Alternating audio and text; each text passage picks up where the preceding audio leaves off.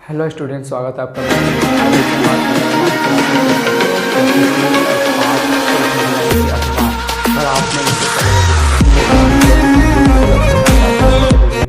सब video upload हो चुका है, ठीक है। अगर चाहे आप केमिस्ट्री का हो, चाहे फिजिक्स का हो, चाहे बायोलॉजी का हो, चाहे हिंदी का हो, 9 का कोई भी अगर चैप्टर करना यानी कि कोई भी विषय करना चाहते हैं तो सबका उपलब्ध है। सबका प्ले लिस्ट भी बना दिए हैं, ठीक है। चाहे जो भी आप देखना चाहते हैं वो सबका वीडियो अपलोड हो चुका है।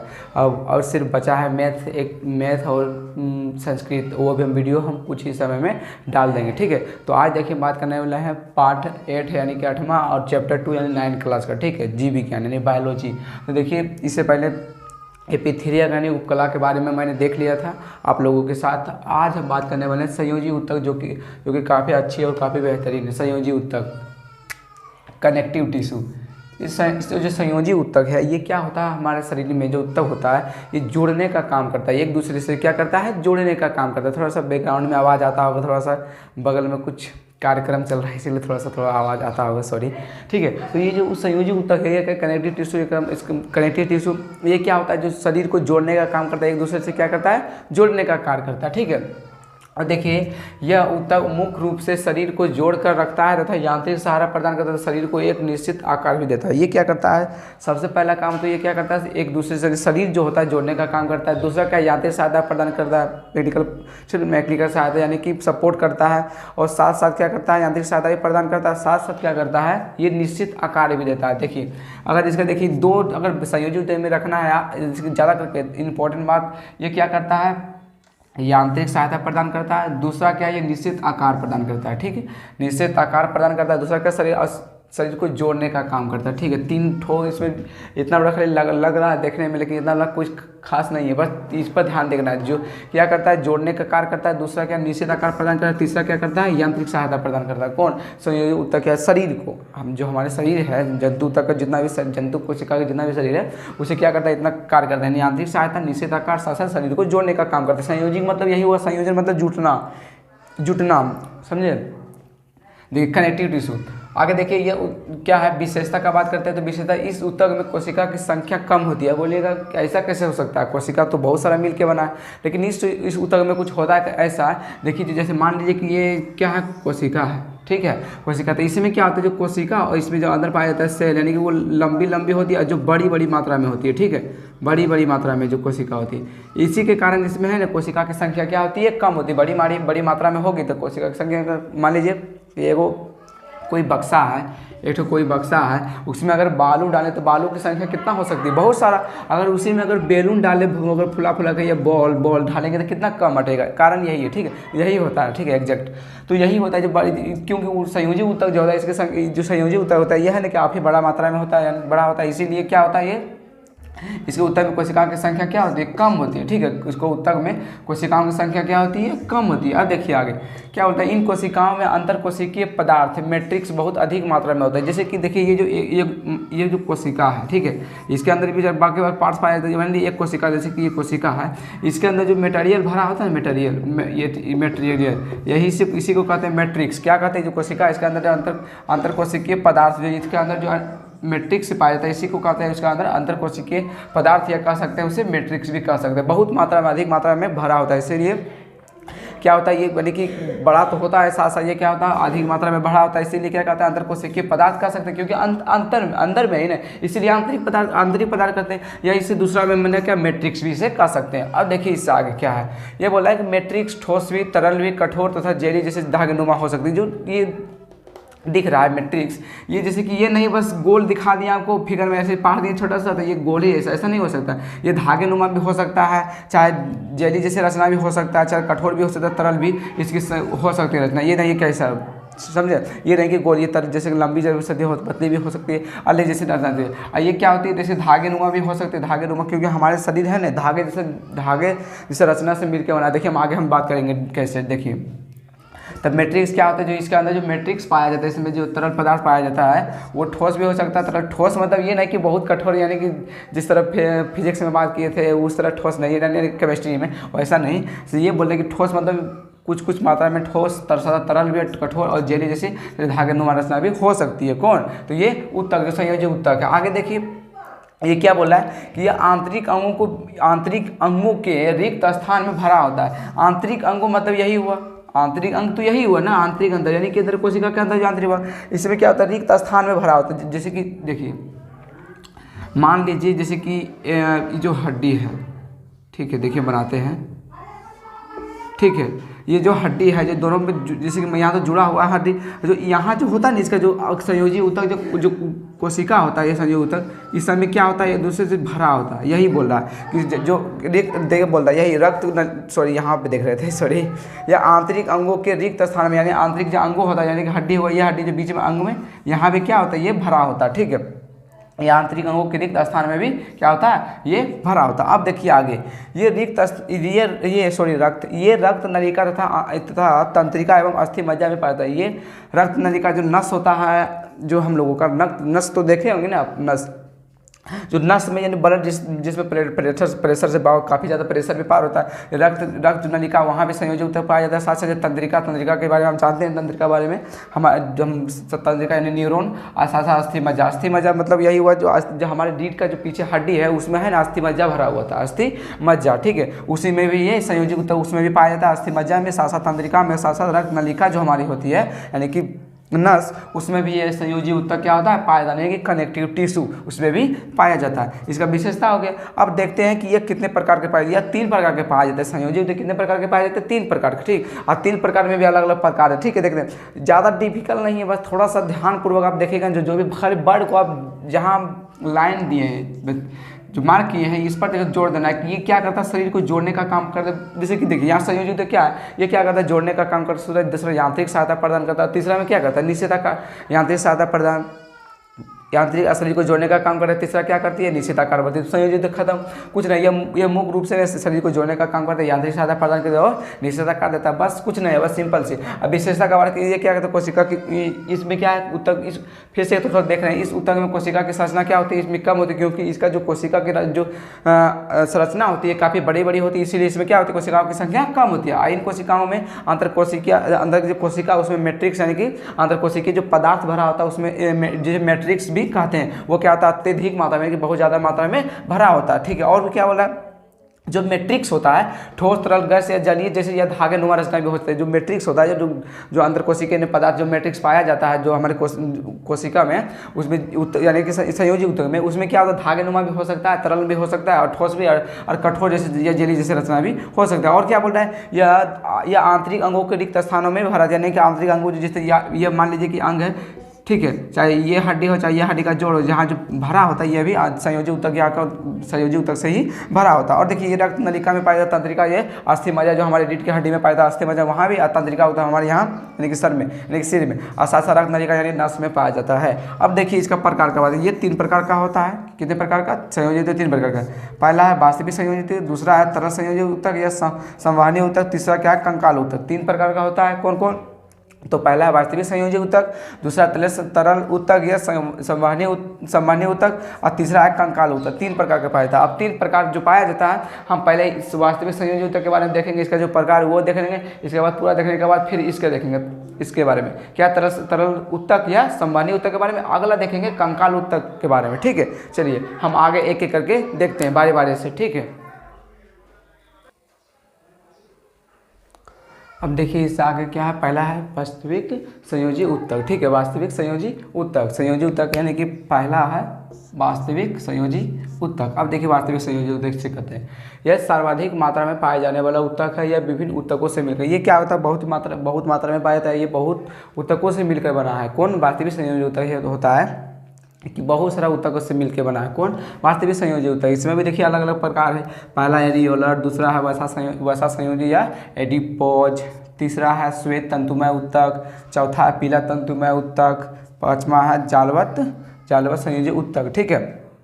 तो इसे वास्तविक संयोजी ऊतक किसे कहते हैं, यह सर्वाधिक मात्रा में यानी कि बहुत मात्रा में पाया जाने वाला ऊतक है, सर्वाधिक मात्रा में पाया जाने वाला ऊतक है वास्तविक संयोजी ऊतक। ये विभिन्न ऊतकों से मिलकर बना, बल्कि ये नहीं एक ऊतक से मिलकर बना, एक ऐसे भी एक ऊतक से कोई भी नहीं मिलकर बना, एक ऊतक से मिलकर बना है नहीं, ये क्या होता है विभिन्न ऊतकों से मिलकर बना है। कौन वास्तविक संयोजी ऊतक। अगर इसका बोले कि ये कितने ऊतकों से मिलकर बना था, देखिए 5 ऊतकों से मिलकर। पहला एरियोलर ऊतक, दूसरा है वसा संयोजी या बोल सकते हैं इसे एडिपोज ऊतक, तीसरा है श्वेत तंतुमय ऊतक, चौथा है पीला तंतुमय ऊतक और पांचवा है जालवत संयोजी ऊतक। तो देखिए फिर से देख लेते हैं, एरियोलर ऊतक, दूसरा है वसा संयोजी या एडिपोज ऊतक, तीसरा है श्वेत तंतुमय ऊतक, चौथा है पीला तंतुमय ऊतक और पांचवा है जालवत संयोजी ऊतक। तो पांचों जो देखे हैं वास्तविक संयोजी ऊतक जो 5 ठो जैसे है, 5 ठो मिलके ये वास्तविक संयोजी ऊतक बना है, ये पांचों से मिलके ये बना है। तो सबसे पहले हम इसका बात करते हैं, एरियोलर ऊतक क्या आते हैं। एरियोलर को देखते हैं, आप चाहें तो इसका स्क्रीनशॉट लेने की नोट और करें, अगर कॉपी में कर लें ठीक है, अच्छा रहेगा था, क्योंकि हम नोट्स टेलीग्राम पर नहीं दे रहे हैं, कुछ कारण है, थोड़ा ऑफलाइन भी क्लास चलता है, नहीं दे पाते, इसके लिए सॉरी है, क्योंकि हमें भी थोड़ा क्लास करना पड़ता है, इसलिए प्रॉब्लम हो रहा है थोड़ा सा, लेकिन चिंतित होने की कोई आवश्यकता नहीं है। हम आने वाला समय में हम अच्छे नोट्स हम तैयार करेंगे, ऐसा ज़रूरी नहीं कि हम नहीं करेंगे।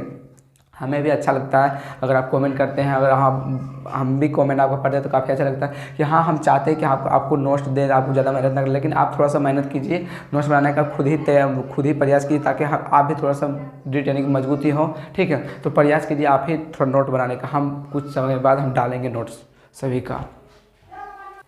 अब आगे देखते हैं क्या है एरियोलर ऊतक। एरियोलर ऊतक क्या है, तो देखिए एरियोलर की बात की, एरियोलर ऊतक जो होता है, एरियोलर ऊतक, ये एरियोलर ऊतक ये संयोजी ऊतक का वह भाग है, यानी संयोजी ऊतक का ही भाग है, क्योंकि संयोजी ऊतक एक से नहीं बल्कि अधिक ऊतकों से मिलकर बना, यही बोल रहा है।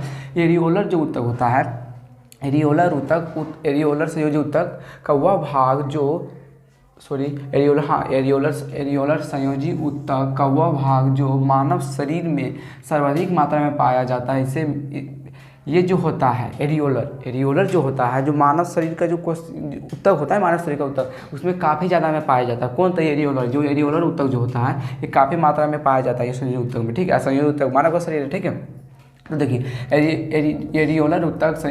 एरियोलर संयोजी ऊतक का वह भाग जो मानव शरीर में सर्वाधिक मात्रा में पाया जाता है, इसके मैट्रिक्स में कई प्रकार की कोशिकाएं होती है। इसका जो मैट्रिक्स आपको बताए थे, देखिए ये कोशिका, इसमें भी क्या होता है कि केंद्र के बीच में बहुत सारा लिक्विड पदार्थ, आंतरिक पदार्थ, यानी जिसे मैट्रिक्स कहते हैं, काफ़ी, क्योंकि जो होता है किसका ऊतक का जो कोशिका होता है काफ़ी बड़ी मात्रा में होती है, ठीक है। इसलिए इसमें क्या काफ़ी कम कोशिका होता है।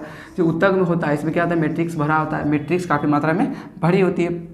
इसमें मैट्रिक्स कई प्रकार की कोशिकाएं देखिए इसे क्या बोला है, कई प्रकार की कोशिका तथा 2 प्रकार की तंतु पाया जाता है। तंतु जानते हैं, तंतु नहीं जानते। तंतु धागा जैसे रचना होती है, हमारे शरीर में धागा जैसे रचना होती है, जो हमारा शरीर को या आपका शरीर या किसी का भी शरीर हमें बांध कर रखा जंतु कोशिका में। बोलिए कैसे, आप बोलिए कैसे आप देखें धागे जैसे रचना होती है आपका शरीर में।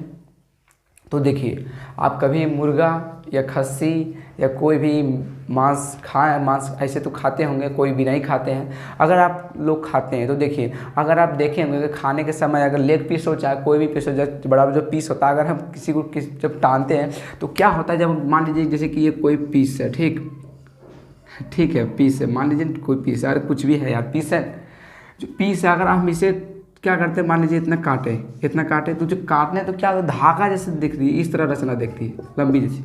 तो ये क्या होती है, धागे जैसी रेशा जैसी रचना से होके यानी टाइट बनाता है। अब बोलिएगा कैसे, अब हाथ जैसे मोड़ते हैं तो कैसे मुड़ जाता है, कारण क्या है ना, हाथ जैसे लंबे जैसे जो है ना कोशिका, यही तंतु कोशिका जो होता है लंबी धागे जैसे रचना से होती है, उस सबको ग्रुप बना के रहती है ताकि लंबे यानी कि मुड़ जाता है। उसी के कारण तंतु यानी कि धागे जैसे रचना के कारण क्या होता है, मुड़ जाता है।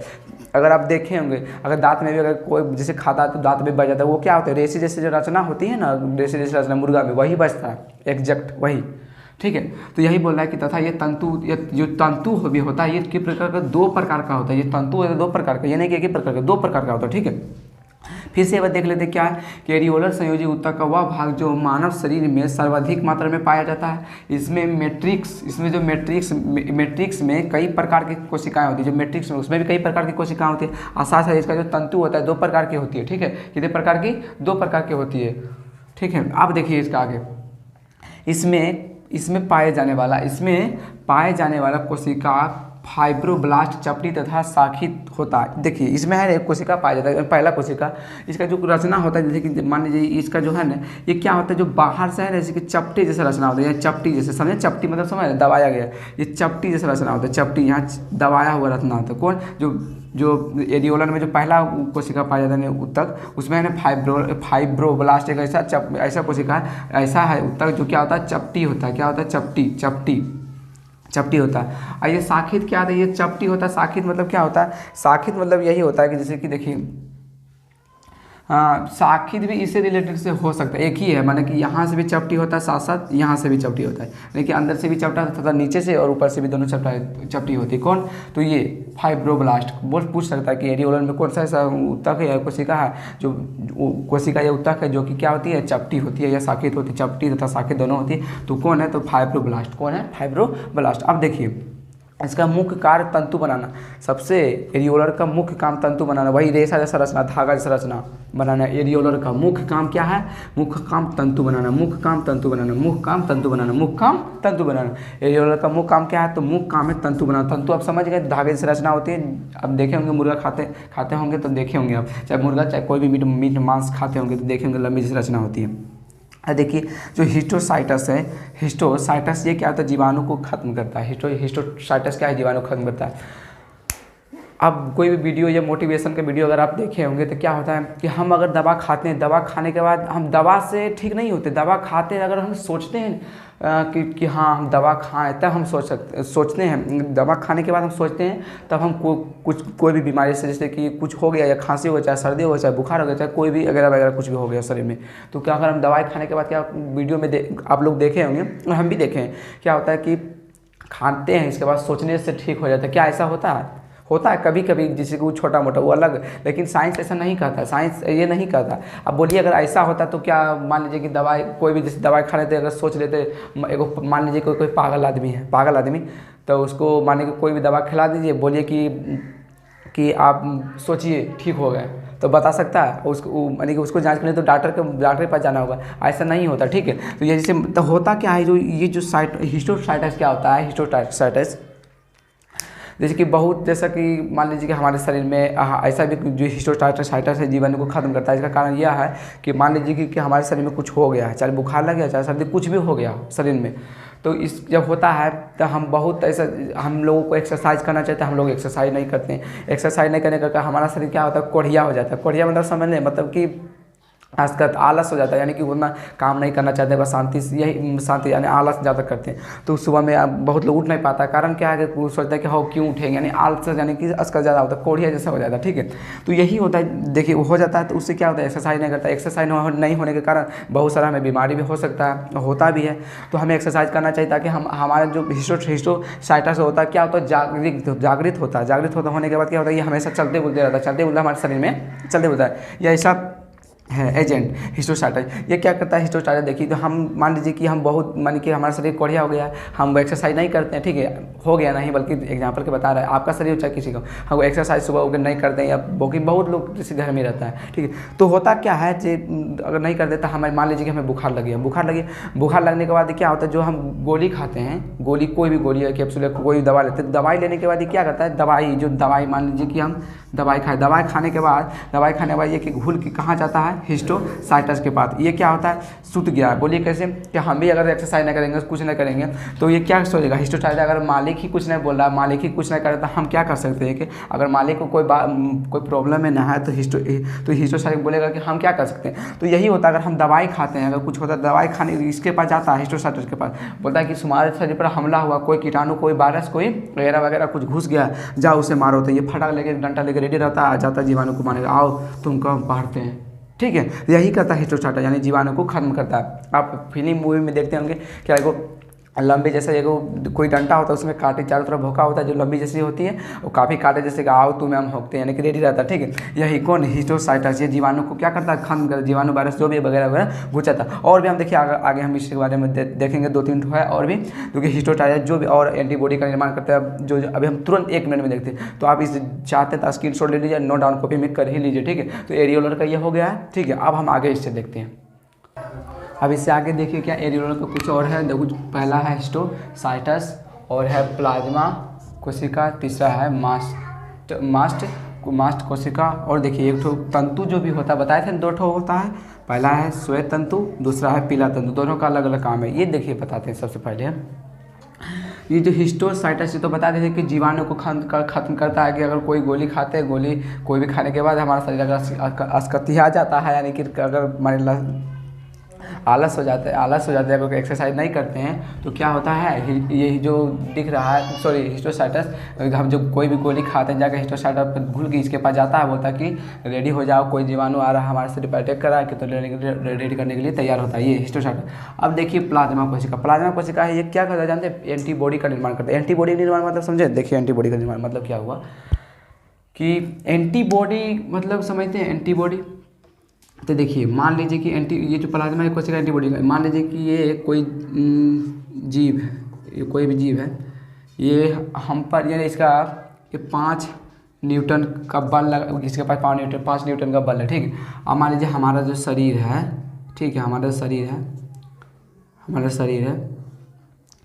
हमारे शरीर में जो एंटीबॉडी का निर्माण कर रहा है, ये 5 न्यूटन का बल इसके पास भी है, यानी कि जितना हमारे शरीर में एंटीबॉडी का निर्माण हो रहा है, यानी कि हमारे शरीर में जितना एंटीबॉडी है उतना, तो ये बना दिया हमारे शरीर में एंटीबॉडी, यानी प्लाज्मा कोशिका हमारे शरीर में ऐसा एंटीबॉडी का निर्माण कर दिया है जो कि इसके विरुद्ध में ये जो वायरस हमारे पर अटैक करेगा, तो ये जो हमारे अंदर जो एंटीबॉडी है उसे क्या करना, लड़ने में यानी कि सहायता करेगा। तो यही जो प्लाज्मा कोशिका होता है, ये क्या करता है, ये एंटीबॉडी का निर्माण करता है कि अगर कोई वायरस, जब कोई भी वायरस हो, चाहे कोई भी कुछ क्यों ना हो, अगर हमारे शरीर में कोई वायरस या कीटाणु को हमारे शरीर में अगर प्रवेश करता है, तो ये जो हमारे शरीर में जो प्लाज्मा कोशिका होता है, ये एंटीबॉडी का निर्माण करता है। एंटीबॉडी का निर्माण करता है, ये एंटीबॉडी फटाक से लड़ने के लिए उसे तैयार हो जाता है कि आओ हमारे शरीर में अगर अटैक करेगा तो तुम्हें भी मार के गिरा दूंगा।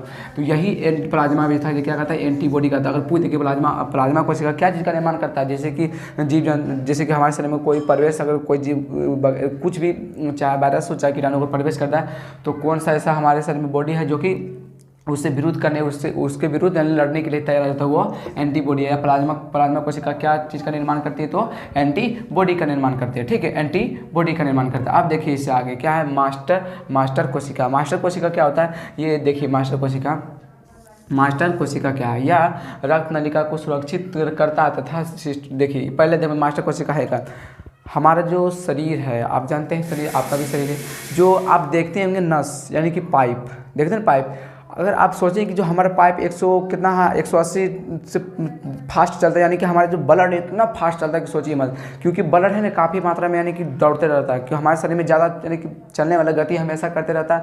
हृदय तो मान लीजिए चलता ही रहता है, हाँ, तो ब्लड जो है काफ़ी फास्ट चलते रहता है, काफ़ी फास्ट। रक्त जो हमारे शरीर में जो रक्त है वो नली का यानी क्या होता है, नली के द्वारा ही ये क्या होता है, रक्त जो हमारे शरीर में वो काफ़ी मात्रा में तेज़ी से क्या होता है, चलते रहता है, इसका प्रवाह होते रहता है इधर से उधर। तो जो अगर मान लीजिए कि इधर से कितना स्पीड फास्ट इतना प्रभाव हो रहा है, बहुत फास्ट प्रभाव, अगर हम इसे दाबते हैं तो जो नली इतना फास्ट से अगर कोई दाब देंगे तो फट जाएगा। सेम एक दूसरा एग्जांपल लेते हैं, अगर कोई खेत का पाइप, जैसे कि पाइप देखे हैं, खेत का कोई पाइप देखे होंगे, मान लीजिए कोई खेत का पाइप है जिसमें कि पानी का प्रवाह होता है, जानते हैं जैसे खेत पटाता है तो उसमें पाइप में जो पानी जाता है, अगर हम किसी पाइप को अगर दाबते हैं तो क्या होता है, क्या हो सकता है, दो कारण ही हो सकता है। एक नंबर में पाइप फट सकता है, दूसरा नंबर में जो जिससे मोटर से पानी आ रहा है मोटर खराब हो सकता है, दो ही कारण हो सकता है। तो ज़्यादा करके क्या होता है, पाइप ही फटता है। तो हमारे शरीर में जो इतना खून, ये प्रेशर पाइप जैसा ही तो पानी जा रहा है ना, जैसे ब्लड जो जा रहा है यानी खून यानी रक्त जो हम काफ़ी तेज़ मात्रा में, काफ़ी फास्ट मात्रा में, अगर हम इसे दाब देते तो हमारा नस वो भी तो जब दबा जाता है, तो क्यों नहीं फटता है, बताइए क्या कारण है कि जो नस से क्या कारण है कि नहीं फटता है। तो देखिए जो मास्टर जो कोशिका है ना, मास्टर कोशिका ये है ना, क्या करता है, सीरोटीन नामक है ना प्रोटीन का एक स्राव करता है। ये क्या करता है, सीरोटीन नामक एक प्रोटीन का स्राव करता है, जिसके कारण क्या होता है, लचीलापन प्रदान होता है, जिससे हमारी जो नलिका होती है, जो रक्त का जो नलिका होता है उसे क्या करती है, संकुचित प्रदान करती है। संकुचित मतलब कि बोल सकते हैं फुलास भी सकती है, पचका भी सकती है, यानी कि नीचे ऊपर उससे इसी के कारण होती है। जो सीरोटीन नामक जो प्रोटीन होती है, इसी के कारण क्या होती है, जो हमारा रक्त नलिका होती है संकुचित जैसे रचना हो जाती है। संकुचित मतलब क्या होता है, यानी कि फूलना पचकना। तो मास्टर ग्रंथि इसी का निर्माण करती है, किसका, ये देखिए मास्टर ग्रंथि सीरोटीन नामक प्रोटीन का स्राव करती है। कौन, मास्टर ग्रंथि मास्टर ग्रंथि तो हमारे यहाँ पाया जाता है, अभी 10वां बात करेंगे। जो मास्टर कोशिका जो होती है, मास्टर कोशिका सीरोटीन नामक प्रोटीन का स्राव करता है, जिसके कारण जो हमारे रक्त के जो प्रवाह होता है वो क्या करती है, फटने नहीं देती हमारी नलिका, जो हमारा जो ब्लड का नलिका है, ठीक है। आप देखिए श्वेत तंतु को बात की तो तंतु को आप जानते हैं, जब मुर्गा खाते होंगे, चाहे कोई भी जैसे मुर्गा खाते होंगे, जो खाने के बाद जो हमें दांतों में लग जाता है या लंबे जैसे जो दिखती है धागे जैसे रचना होती है, वही क्या होती है, तंतु होती है। तो तंतु दो प्रकार के होते हैं, पहला श्वेत तंतु, दूसरा पीला तंतु, यानी सफ़ेद और दूसरा पीला। श्वेत तंतु क्या होता है, ये अशाखित होता है, क्या अशाखित, दूसरा कट्ठा, और तीसरा क्या होती है, देखिए कोलेजन नामक पदार्थ से बना होता है। अगर पूछ दे श्वेत तंतु किस नामक पदार्थ से बना, तो कोलेजन नामक पदार्थ से ये श्वेत तंतु का निर्माण हुआ। श्वेत और शाखित मतलब क्या हुआ, तो वो संकेत जिसका जो मान लीजिए जो कोशिका जो होती है, मानी कि श्वेत तंतु जो पतली जैसे रचना होती है, मान लीजिए जैसे है, इसमें जो शाखित जैसे रचना होती है ना, ये इसमें नहीं होती है, किसमें, श्वेत तंतु में वो शाखित जैसे रचना नहीं है, इसीलिए ओ शाखित का, शाखित नहीं इसीलिए ओ शाखित। और कट्ठा होती है यानी कठोर हो सकता है, और साथ साथ ये कोलेजन नामक पदार्थ से ये श्वेत तंतु जो होता है बना होता है। श्वेत तंतु कौन सा नामक से पदार्थ से बना है, तो कोलेजन नामक पदार्थ से बना है। कौन, श्वेत तंतु। अब देखिए इससे आगे क्या है, पीला तंतु। ये पीला तंतु क्या है, शाखित होता है। इसमें क्या होता है, जैसे कि मान लीजिए कोशिका है यानी उत्तक है, इसमें जो शाखित जैसे रचना होती है, ये शाखित जैसे रचना इसमें होती है, किसमें, तो पीला तंतु में, उत्तक में। लेकिन यही बात श्वेत तंतु में, तो श्वेत तंतु में नहीं होती है।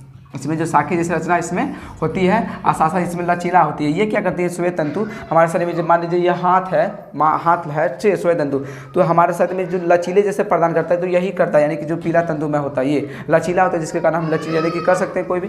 और देखिए श्वेत तंतु ये क्या होता है, शाखित नहीं होती है, ये कठोर शाखित होती है, कट्ठा होती है, साथ ही ये कोलेजन नामक पदार्थ से बना है। और पीला तंतु में होता है, ये क्या होता है, लचीली होती है, साथ साथ ये क्या होती है, शाखित होती है, एवं यह क्या होता है, एलास्टिन नामक पदार्थ का बना होता है। कौन, जो पीला तंतु में होता है, एलास्टिन नामक पदार्थ से बना होता है। कौन, ये पीला तंतु एलास्टिन नामक पदार्थ से बना है। और श्वेत तंतु ये कौन सा नामक, तो कोलेजन नामक पदार्थ से बना है। पीला तंतु में एलास्टिन नामक पदार्थ से बना है। देखिए इस वजह है MCQ यानी कि ऑब्जेक्टिव में पूछता है, इसीलिए हम बता दिए ज़्यादा करके, ठीक है।